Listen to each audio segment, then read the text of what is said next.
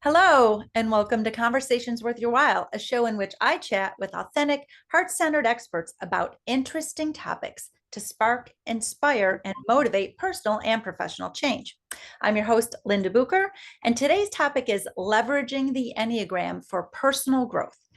This conversation is worth your while because we all want to learn more about ourselves. But more importantly, the world has become increasingly chaotic, and we need people to be the healthiest, best versions of ourselves.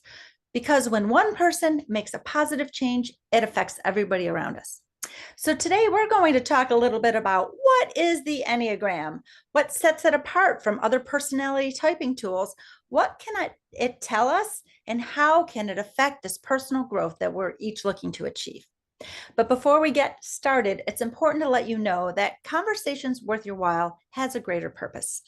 I believe that each of us has unique gifts to share with the world, and that you are here to make big, beautiful, positive ripples that no one else can make. I'm here because my gift is helping you to make a splash. And this show is one of the ways that I help people make splashes, and one of the ways I'm making a splash, and that's through informative conversations with guest experts. At the heart of everything I do, I'm not only a ripple maker, I'm a servant leader. And whether I wear the hat of master coach, mindset mentor, speaker, show host, author, or MBA, my expertise lies in synthesizing my experience and skills and talents to coach, lead, mentor, and teach. And speaking of ripple makers, today I have the pleasure of being joined by Lisa Hancock of Restorative Communications. Lisa is making positive ripples in a very unique way. She strengthens families and communities through education and family systems, and she's a mediator and she gives parents and organizations the tools they need for self-awareness so that they can precipitate positive change. Hi, Lisa. Welcome. Oh, Linda, that's a mouthful. I know. Thank you. I'm glad to be here with you today. I'm so glad you're here with me. So, would you please tell our audience a little bit more about what you do and who you serve, and basically how you're making these big, beautiful, positive ripples? Thank you. Who I am is I'm a servant leader as well, and a wife and a mom. I'm a mediator. I'm a teacher. I'm a guest lecturer. I teach at Southern Methodist University. I'm passionate, absolutely passionate about personal growth and just figuring out who we are, because I think we're fascinating humans. Nice, beautiful. So we've got today's topic, leveraging the Enneagram for personal growth. Tell me why it's worth your while to chat about this topic.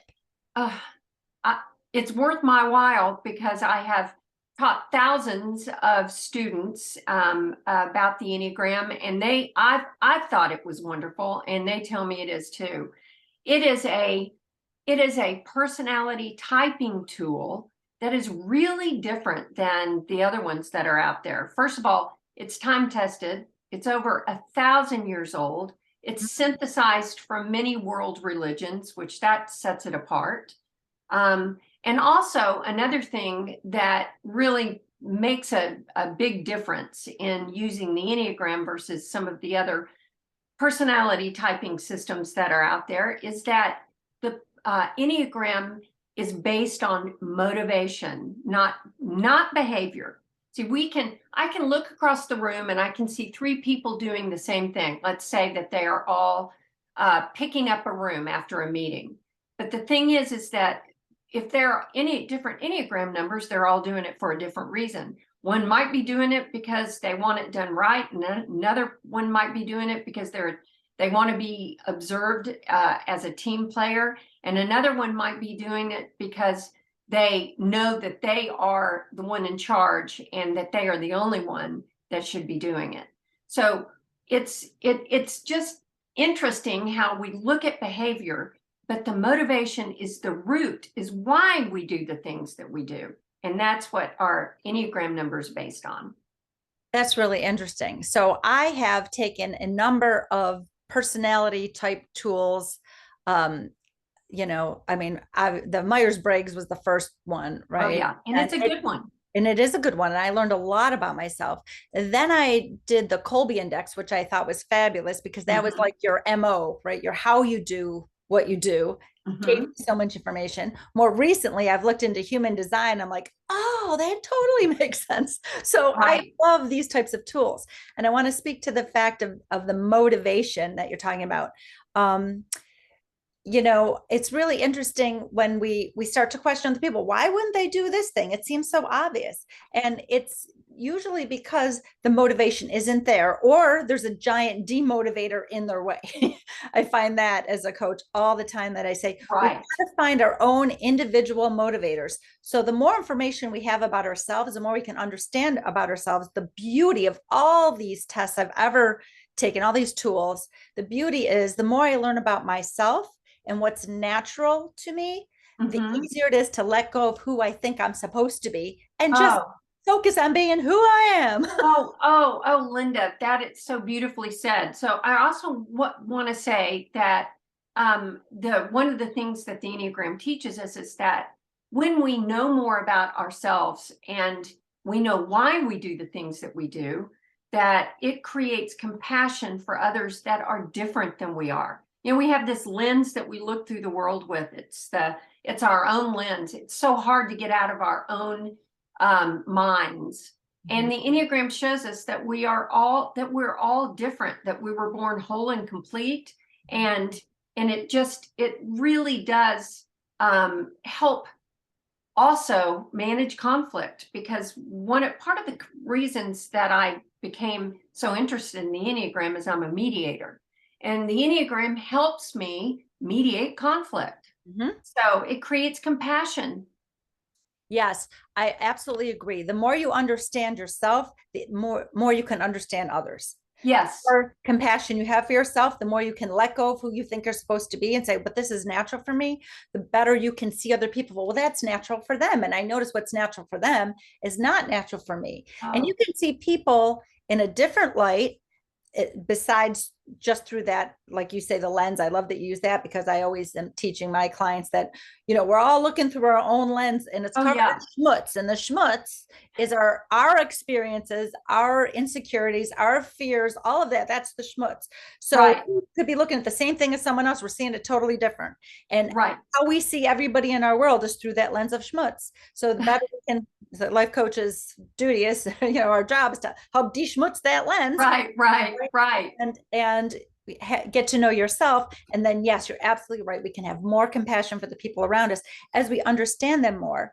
And when it right. comes to relationships, which is a beautiful thing, I've taken so many people through because I've done it myself, is I have repaired a difficult relationship without the other person changing or knowing what I was doing. Oh, It yes. had 100% to do with me and my perception, and they didn't have to do a darn thing. And a relationship that felt broken and awful and almost like, oh, is that person narcissistic, is Right. completely fixed because I see that person in another light. So Oh, all these tools are so beautiful. I'm so glad we got to have this part of our conversation before we jump yes. right into this Enneagram, which I'm definitely going to want to take. Oh, but don't do any tests. That's the Oh, don't key. do any. The Okay. online tests. So if you're going to do an online test, the best one is the Ready test, RHETI. However, there's a number on the Enneagram that does not test well at all. Ah, So it's best to read a book or to attend a workshop, especially an all-day workshop. I do those here in Dallas, because there's a lot of tests online, and some of them are just not as good as others. interesting. I'm glad you Yes, clarified that right at the beginning, because yes, people are going to be intrigued when they hear what we talk about. I And know. they're like, what They're do I going to do want to know next? more, right? I want to know more. What do I do next? How do I learn more about myself? Right. So, Yes. all right, great. So, all right. So tell us, you told us a little bit about the Enneagram and what it is. Um, so, where do we take it from here? So let me just say a little bit more, that one of the things in students that take my class, I offer a 10-week course, and it is takes you all the way through all the components of the Enneagram, and that a lot of my students take the class because they say they're stuck. Hmm. I bet you see a lot of that too. It's Yeah. like they don't know, they've reached a time in their life where they don't know what they want to do next, or they've been doing the same thing for so long. And we're so hard on ourselves. And the Enneagram teaches us that we need to non-judgmentally observe ourselves, that when we become non-judgmental, then we become more accepting. When we judge ourselves, then we defend ourselves, and then we really we get to a place where self-growth, personal growth becomes very difficult. I know you work with people all the time like that. So a big part of the Enneagram is just to be gentle with yourself and to observe you going through these changes and learning more about yourself and deciding what choice do you want to make based off of all the new information you're learning about who you are. Okay. So beyond this, it's based on motivation. What sets it apart from other personality typing tools? Oh my goodness. It shows us how we're broken, what to do to fix it. It shows our blind spots. There's so many different components of the Enneagram. It can show what your leadership style is and how you match up with other leadership styles, how you communicate, who you are attracted to, both with friends and partners. But the motivation piece for me is the deal breaker, and it's why that is what is our whole Enneagram number is based on. And there's 9 Enneagram types or numbers. Okay. So, and they're based on your motivation. It also tells us what kind of work we're best suited for. Wow. So, yeah. Wow. That's stuff. pretty amazing. Almost more to go through than there is, time in a day. Yeah. Yeah. We don't have time to go through all the 9 types. Are they titled in such a way that they're intriguing if you were to list the 9? They are. Okay. Well, tell me what the 9 are. They are. So, and I'm going to tell you that here's one of the things is that there are a few teachers of the Enneagram that use different titles, but I'm going to use the ones that I use and in class, and we'll go from there. So the Enneagram 1 is the perfectionist. The Enneagram 2 is the helper. The Enneagram 3 is the achiever. The Enneagram 4 is the individualist. 5 is the investigator. 6 is the loyalist. 7 is the enthusiast. 8 is the boss. And 9 is the peacemaker. Oh, they all have different motivations and different. Oh my gosh, I'm so intrigued. And of course, you think of yourself like, oh, I could be a 2 or a 7 or. I know it based off of what it says. But one of the I would say one of my you may have listeners that are saying things like, well, I don't want to do this because I don't want people telling me who I am. The beauty, the Enneagram, it doesn't tell you who you are. It shows you. It doesn't put you in a box. It shows you the box that you have put yourself in. Shows you what it is, what is holding you back, and what you need to do to move forward. So, would it be true then at different points in your life you might have different Enneagram numbers? You asked a great question. You are one Enneagram number your whole life. Oh, 1. And there's a big but here. Okay. And that is that when you know the Enneagram, you know the strengths of all the numbers, and you can pull from any one of those at any time when you need it. And I'll just give you a quick example. I'm an Enneagram 2. I'm the helper. And by the way, nobody likes the names. I wish we came up with better names, but I'm the helper. And I can't be a helper when I mediate. I would be too invested in helping them rather than getting them through everything that they're doing to get themselves into the mess they're in. So I have to be. I go to my number in what we call stress, which is the challenger, the boss, and that Yeah, I almost like see myself putting a cape on, like I'm Superman or Superwoman. And I become that person. I take on the traits of that person so that I can walk with people through difficult conflict and difficult situations and be a healthy leader.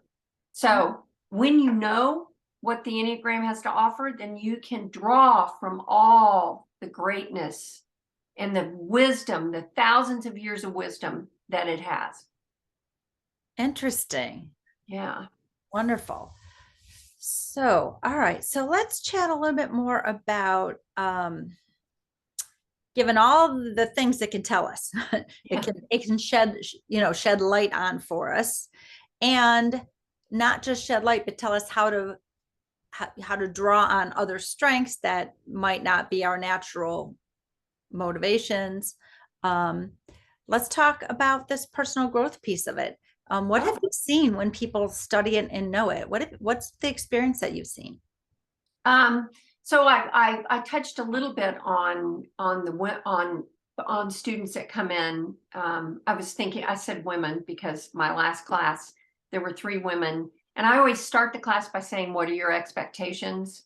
Because I want to clear things up right away. I mean, there are other great personality typing tools out there, and the Enneagram doesn't do everything for everybody. It's not using it with Myers-Briggs is great with combining family systems. I love all of them. So I like to manage expectations. And so I had 3 women come in and just say, I'm at a place in my life where I'm stuck and I don't know what to do. I've quit listening to myself. Mm. So it can, since it shows you your blind spots and it shows you your motivation, it can really create opportunities to see ourselves maybe for the first time as adults. We become sort of who people expect us to be, and many times we leave that wonderful person behind that could be being born into this this new found knowledge. So I had one person who came in, she was a med student, and on her 4th week, she realized she was doing that for her parents. Mhm. And it was not what she was born to do. And so she switched careers in the middle in week 4 of my class. And she's in the middle, she's finishing up her PhD in something way different than surgery. Wow. And she says it's what she was born to do. Right. Beautiful. That's really beautiful. Also in my profession, people come in because they're stuck, and that's what they're looking for. They're looking for direction, but what they don't recognize, and what the Enneagram seems to do as well, is that I can't give you direction. You already know the way. I say everything you need is already within you, I just agree. waiting to be revealed. You already have everything you need. And my job is to shine my bright, shiny light in the dark corners of your inner wisdom to Mm-hmm. find the puzzle pieces and the answers. Of course, they come out covered in schmutz again. And then, of course, as a master coach, I'm always getting rid of the schmutz. We got to get rid of that. Right. But the answers are in there. And then I the agree. one, and so the very first, well, the second step, I would say the second step always is to get to know yourself.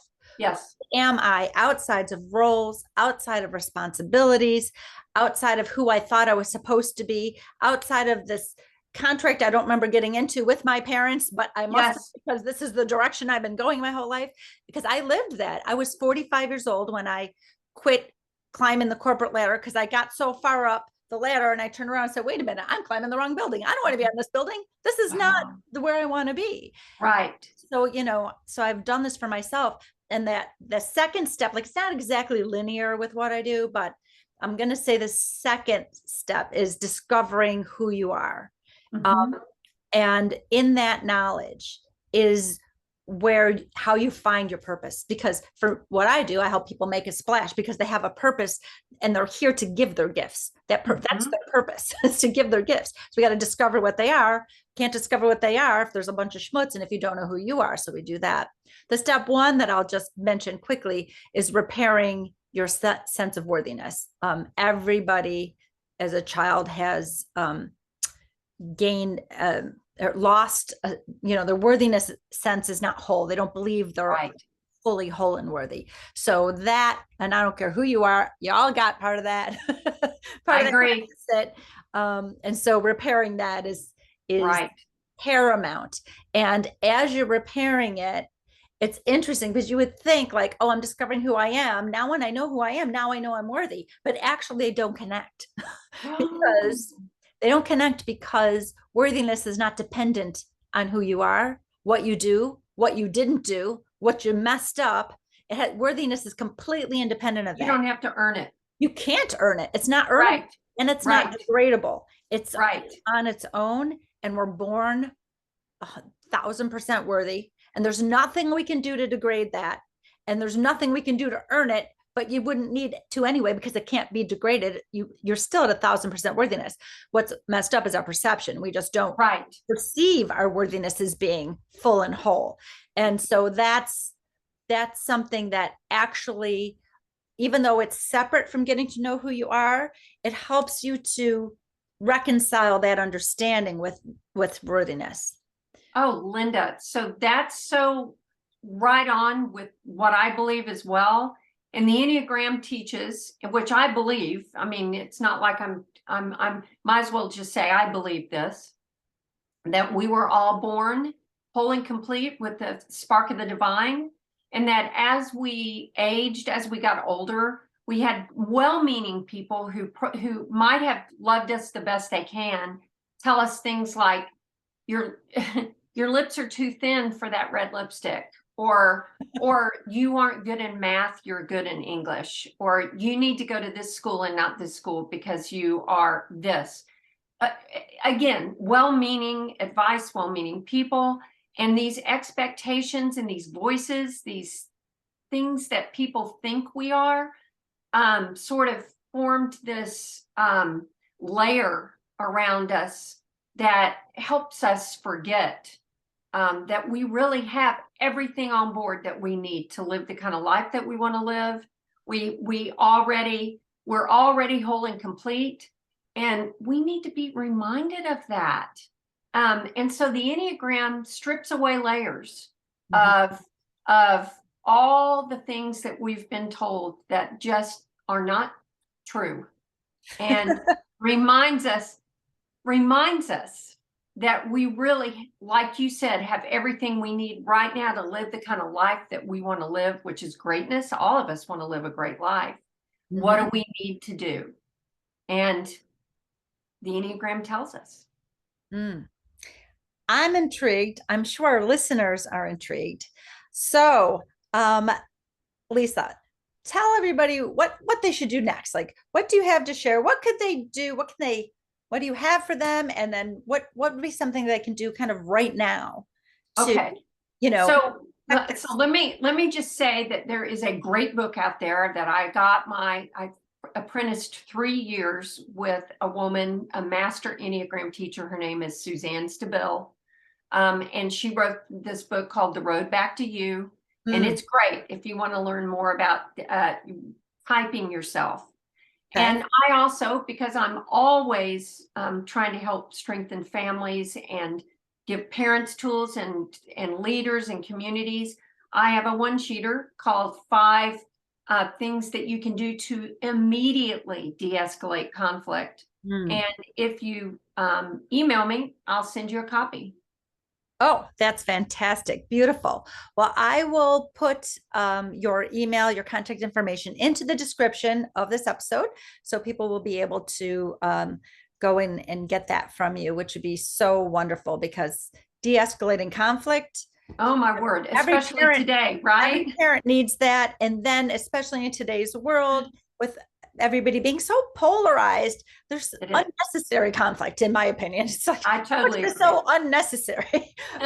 And to de-escalate, because sometimes I know that, people have friendships and then they got polarized in different things that have been going on in the world, just different opinions, where we used to all coexist pretty easily because we weren't talking about it so much. We didn't know if someone had a different opinion and everything, and if we did, we weren't so quick to judge. So now some people feel conflicted, even if they're not, not voicing their opinion. They feel conflicted. I know someone who was saying, oh, this is a close friend. She's been a friend of mine for decades and she believes this and it seems so backwards to me. How can I still be her friend?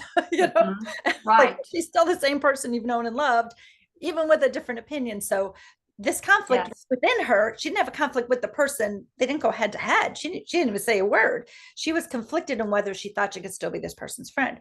So Mm. de-escalating conflict even within yourself, right? A lot of these, Oh, right? absolutely. And I would say that the healthy leaders, healthy parents, healthy relationships, they all have organizations have at least one thing in common, and there's somebody who knows how to deal with conflict.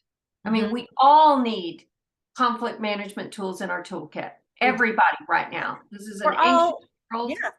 and we need it. And so I've got a great one shooter Okay, that super great. Yeah, we're all easy, leaders easy. in a certain Yes, way, and we we all, are. yeah. So that's a beautiful thing. I'm so glad that you're offering that to our listeners. Thank you so much. You bet. Okay, all right, we're going to wrap it up. Once again, I'm Linda Bucher, helping smart, heart-centered leaders to make a splash that ripples positive change. And I'd like to thank Lisa Hancock of Restorative Communications for being here. So thank It you. was so much fun, Linda. Well, I had Thank a you for great time having too. me. Oh, you're very welcome. And I also would like to thank you, devoted listener, for sharing your time with us today. So until next time, please subscribe and make sure you've made this conversation worth your while by fueling the spark that it ignited.